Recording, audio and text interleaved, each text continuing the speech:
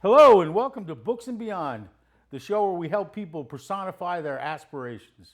My name is Jimmy Bennett. I'm your host. Before we get to my guest, I'd like to make a couple of quick announcements.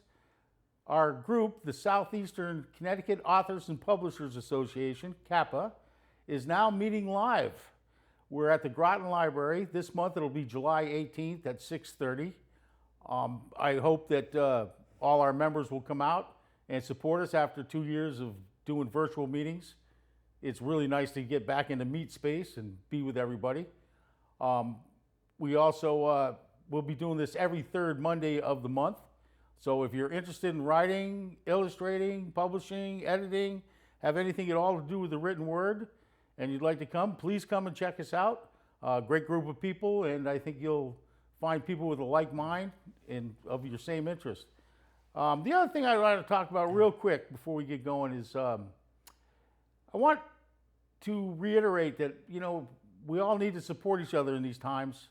And as things are getting tougher and tougher, especially for the local businesses and stuff, I want people to really start considering shopping small. I know it's maybe a few cents more here and there, but supporting our local businesses are the same people that are putting the money back into our own town. It's not going to Walmart's or some other big company somewhere else. And that's, I think, very important, especially when things are getting tough like this. My other thing is, too, is I'd like to see you watch small a little more. I know there's so much TV, so many streaming channels and stuff, but local television like SEC TV really brings a lot of great information that you can use in your own local. And you'll meet interesting people that are right around you all over the place. There's a lot of great creative and smart, interesting people that you can see and things to do, places to go. And it's important that we support each other that way too and get to know each other a little better. Knowledge and understanding of who you are and who you're with, that's what makes a community. All right, that's what keeps us strong and keeps us together. But anyways, let's move on here. I have a very special guest today, Jim Friedlander. How you doing, Jim? I'm doing well. Thank you for having me, Jim. Jim is also a fellow CAPA member. We met years ago, but we just ran into each other at the local library. Yep. Well, I guess it was almost last year, wasn't it? Yeah, it was maybe 2 years ago. Maybe it was 2 years before the pandemic. Yeah, I guess so. But yeah. I've been waiting to have him on the show. So let's talk about your books. Okay. But first, how did you get started in writing? So I was when I went to college, I was an English major. I loved books, loved reading. My father actually was an author and made his living writing. And so I guess maybe I inherited the gene, I don't know. But anyway, when I was in college, I by the time I got to be a senior, I realized that, I had the bug and I started writing. And at that time at UConn, you could, if you wanted to, you could, and then you could get permission, you could work with one-on-one with a professor. And there were a few professors that were willing to do this. So I was working with actually he was a poet, James Scully. And we met once a week. And I was working on a story then. And it was great. He really helped me out a lot. And I learned about putting a story together and creating characters and all. And then after that, I got interested in film and thought maybe I would get into script writing. So I went to Toronto, I went to Ryerson, which had a very good film school, and studied there for a year. And then later on, when I was done with that program, I came back to Connecticut and I worked for the city of Norwich. It was during the Carter administration. He had a program funding older cities' arts programs, and Senator Dodd's wife was instrumental. She lived in Norwich, and she was instrumental in putting this group together of artists. And so I worked there for a year. The grant was just for a year, and made films up there. That was really great experience for me. So I made a bunch of short documentary films. And then after that, I really couldn't find any work in the arts to keep me going. So I did carpentry for a long time, and then I taught school in Lyme, and then I did various other things. But when I retired, I decided that, you know what, it's really time to get back to something that I always have wanted to do, and now I've got the time. So that's when I wrote my first book called Soul Passage. And Soul Passage comes from my love of history and from my realization of where this country is headed and why it's going in the direction it is, some of the problems that I see today. And one of the major problems I see, and something that seems to be, it's coming to the fore more now, but for a long time I think people didn't really realize how badly blacks have been treated in this country over the years. I mean, it's just built into the system where they've been cut out of getting loans for homes and segregated into poor areas and pushed aside when the government wanted to build a highway through a certain section of a city that was always the black section. And so I decided to write a book about a black family, and started prior to the Civil War, their situation on a plantation in South Carolina where they grew a lot of rice, and brought the fact that, in fact, people thought that black people came here and they didn't really have any skills, except that they could work hard. And in fact, the rice culture was brought to this country from Africa, by the Africans. And so I wanted to enlighten people about that. And I think I'm not the only person. There have been other books written about that fact too. But anyway, that was something I wanted to bring out. And so I started this saga of this family, and told about 3 successive generations of the family. And then I left off with the 3rd generation. It's now in around 1910 or 1920 in Chicago, and this young person has become a jazz musician. But with my latest book, the one that it hasn't been published yet, that one is called The Runaway, and that sort of picks up where Soul Passage left off. And so I'm pretty excited about it. We're finishing the editing right now. I've got the cover done, which is, I'm really excited about the cover. It's a great cover. And so as soon as we get the editing done, and I'm trying to find an agent. If I can find an agent, then we'll go from there. So the story, the book that you're waiting to come out, that starts where Soul Passage ends. Exactly. Now, are you going to keep going with this theme? I am, because so there are 3. There actually, it's almost like 3 stories in Soul Passage, and each story is the successive generation. But in the first section, it's a family with a young boy, and the young boy ends up escaping slavery, and I won't tell you how he does it, but that's a story in itself, and ends up in Pennsylvania.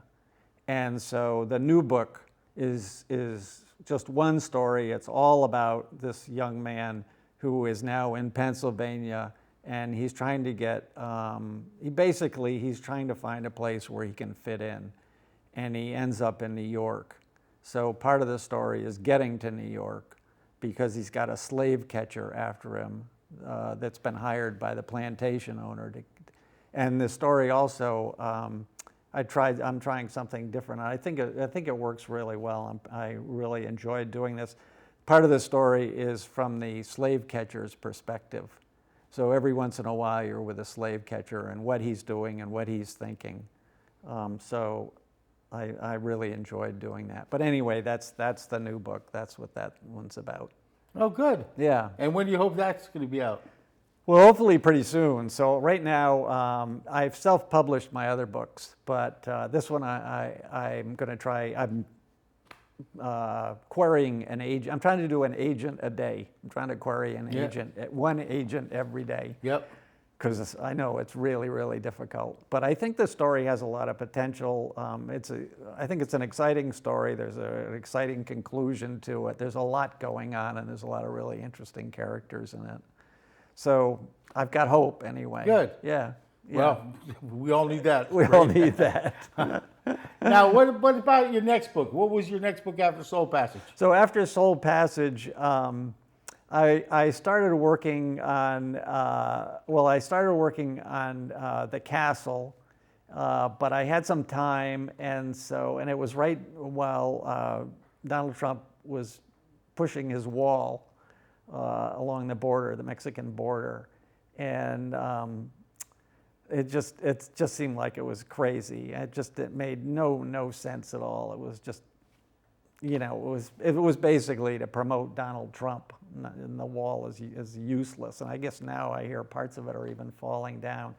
And I always loved George Orwell and Animal Farm, so I decided I was going to do a book sort of using animals as opposed to people who were trying to get across the border.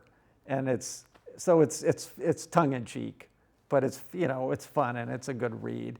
And so that one I didn't spend a lot of time on it. I probably worked on it for 3 or 4, maybe, I don't know, 5 or 6 months, not too long. And then I was working, at the same time I was working on the Shooting Jesse James book, which took a lot. And that's a whole, it's not related to the other books at all. It's historical fiction. It takes place, it starts before the Civil War, and it talks a lot about, the characters are based in Kansas, and it's during the Kansas-Missouri border wars, which a lot of people aren't very familiar with. But basically, before the Civil War started in 1861, for 10 years, there were border raids happening because Kansas wasn't a state yet, and the East, or let's say the North, was hoping that Kansas would come in as a free state. And if it did, that would tip the balance. There'd be more free states. So the slave states were totally opposed to it. And there were these guerrilla armies. Jesse James was part of one of the guerrilla armies. And they were raiding people who were opposed to their views. And it was bloody. I mean, people were being murdered and killed. Families were being wiped out. Farms were being burned. So that's the background. And but in this, there's a family. The father has dragged this family from Baltimore, where they lived a very sort of upper middle class life, to this small town in Kansas, and the family starts to fall apart because there's a lot of financial strain. And the main character is the son. There's 2 sons in the family. The main character is one of the sons, and what he's living through. With his brother goes off, his brother, who is really his protector in the family, goes off to fight in the war, and he's left with his family, his parents fighting all the time and bickering about money. And he eventually, a itinerant photographer comes to town, and he signs on as an apprentice.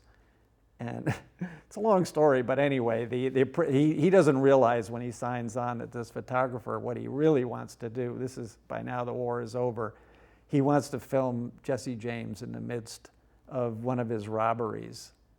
And he wants to gain fame for Jesse James by doing this. So that's kind of where the story goes. That's the direction it goes.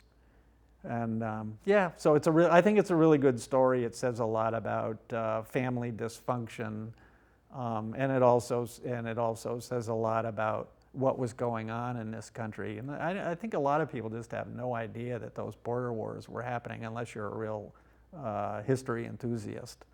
But it's a pretty interesting time.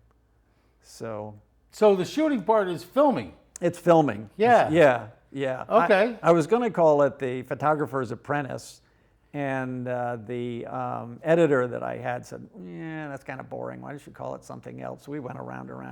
He said, "Well, how about calling it Shooting Jesse James?" I said, "Well, it's a little misleading."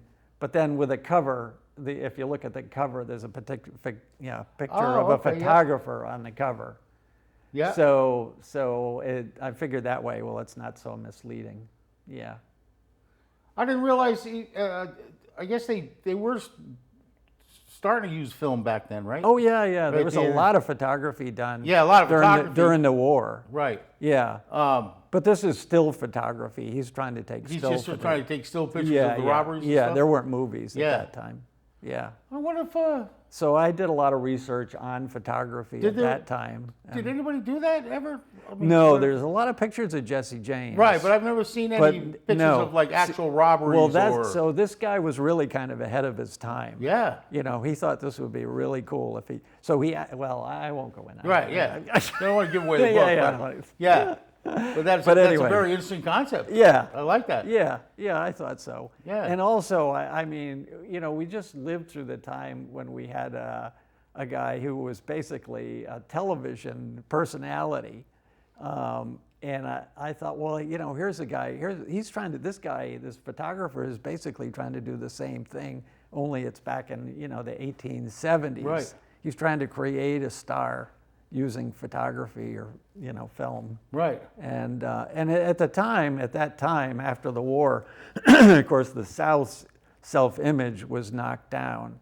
And there were people who, well, that's when a lot of the statues of Southern generals were put up in the South, because they couldn't face the fact that they'd been defeated, you know. And there's a statement right there, right? We know about people who can't face being defeated. So, the book is kind of about that too, you know, about trying to support the Southern self-image. And that's what this photographer is really trying to do. And there was one of the, or I guess he was the editor of the Kansas City Star at that time.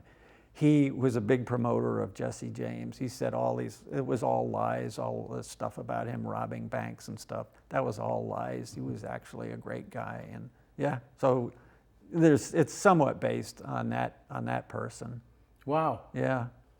Wow. How different, maybe we would have looked at history had somebody taken pictures like that. Yeah. I mean, the images from the Civil War and stuff are They stark made and they are. really hit you hard. They did. You know? Yeah, I know. I agree. I think that it really made an impression on people, you know, when those pictures of battlefields with bodies strewn all over the place. Well, we see it today, like in Ukraine. I mean, the exactly. filming and, you know, exactly. It really brings it home. It does. It's very stark. I mean, you can sit there and hear, you know, oh, they lobbed a missile at a apartment building, but then when you actually see the bodies being taken out, and stuff, you know, it's like, wow. I think that's really helped gain support for the Ukrainian cause. Yep. And also, you know, I think in Vietnam, once the people started. Vietnam was, that was. You know, that's kind of our age, our era, and seeing the images every night of what was going on is, You know, I wonder if we'd have been in Afghanistan as long, had the press covered it like they did Vietnam. Exactly. Yeah, I wonder. Because that outraged people every day. Yeah, I remember every day when I was, and I was from a military family. Yeah. So of course there wasn't any, you know, it was more against the hippies than the the military. Right. You know. What I mean? Yeah. But I remember even as a young man, you know, I mean 10, 11, you know, 12, 13 years old, watching those images every day on TV, and thinking, wow, what are we doing? What are we doing? Yeah. What are we doing? Yeah. And then, you know, in Afghanistan, it was horrible. I mean, the coverage was like, somebody got killed. We lost a troop today, you know. Yeah, but I just don't, I think the people that were wounded, a lot of veterans, Yeah. a lot of lives affected and hurt. And what were we doing? Yeah, I know. You know? Yeah, people don't identify with people in the Middle East so Right. much. You know, I don't know. It's just people are tribal. Well, I guess that's basically what our job is as writers and, Exactly. and stuff like that. Exactly. To let people, you know, Yeah. try to make Yeah. them see. Exactly. See what these things, you know. Right.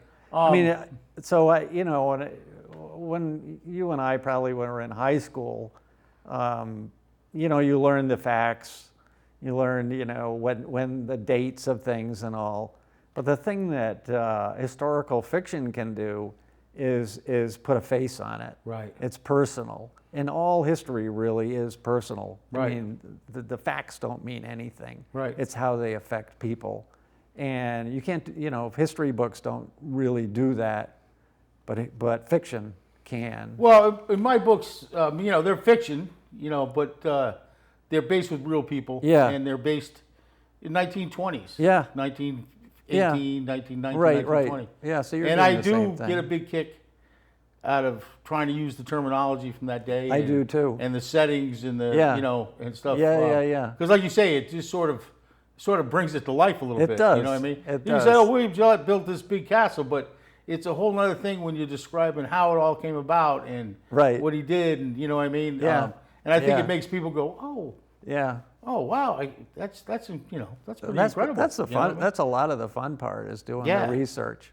Yeah, Yeah. my latest book, a lot of it takes place in New York, right around the time of the Civil War, and so I did a lot of research on slang that was popular. Yeah. And that's fun, you know. Yeah. So you can put that in there. Yep. Yeah. I always ask this because, you know, so many people, and I'm sure they come up to you, you know. Yeah. Oh, I'd like to write a book. How do you write? How do you do that? How do you do that? How do you do that?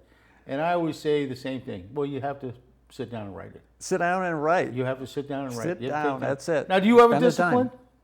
Yeah, I do. I write almost every day. Right. For about three hours, 3.5 hours. I'm good for about that. Right now, I'm spending my time looking for an agent, and that takes a lot of time because you don't just send out to any agent. You have to find agents that you think might be interested Right. in what you're writing. Right. So there's a lot of research there too. But I'm looking forward to getting back to writing fiction because this part isn't really that much fun. Yeah, yeah. Well, as we both know, the marketing, trying to get the book out there It's really is the difficult. worst part of, It is. you yeah. know, writing is the breeze. That's the fun. you know. Exactly. That's the fun part, the Yeah. part we like to do. Yeah. You know? Yeah. And yeah. especially with the pandemic, just put the kibosh on so many events and Yeah. so many things. And Made it it was, tough. you know, I always said, how ironic was that? I mean, here it was during the pandemic. There was actually a surge in book sales because people had time. People were yeah. They weren't going out doing stuff. They were reading more. Right. Right. But we couldn't take advantage of that Yeah. fact because we couldn't, you know. I mean, social media and stuff, it only goes so far. Yeah. As far as I, yeah. and I'm one of those guys. I love to meet people. I mean, I don't care. I'll sit in a booth for 5 hours and just talk to anybody who comes up. Yeah. You know, I love Yeah. that. I love, you know, getting feedback from people. Yeah. Learn Yeah. how to do it. Yeah, Do you have yeah. a particular time you write? Do you like write in the I morning? write in the morning because Yeah. if I put it off, there's a good chance, you know, something will come along. So I just try to get up early and write in the morning. Yeah. Yeah. And then usually sometime before lunch, I'm done. But I'll tell you, it flies by. Oh, yeah. It just flies by. I mean, I just can't believe it. You know, I'll look at the clock and go, wow, I've been doing this for 2 or 3 hours. I remember sitting there. I've sat there and wrote 2 sentences and gone, oh my God, I've been sitting here for an hour. Yeah. You know. So it's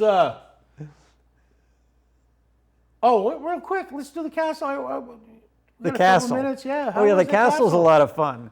So I really enjoyed writing the castle, and I've gotten great feedback on it. People think it's really funny. So it's kind of I call it an adult fairy tale because it's a story that takes place in some unknown time and in history, and there are 2 brothers vying for the kingdom, right?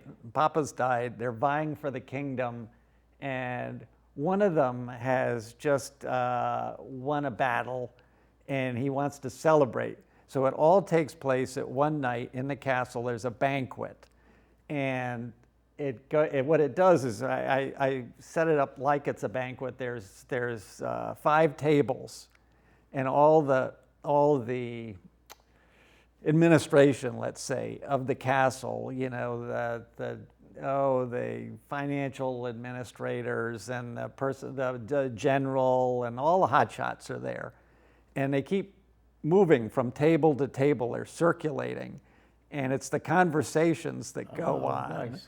So it's fun. Yeah. And things develop, and you can see they start to build. You know, and I won't say what happens, but eventually it all comes to a head, and it all happens right there in the castle in one night.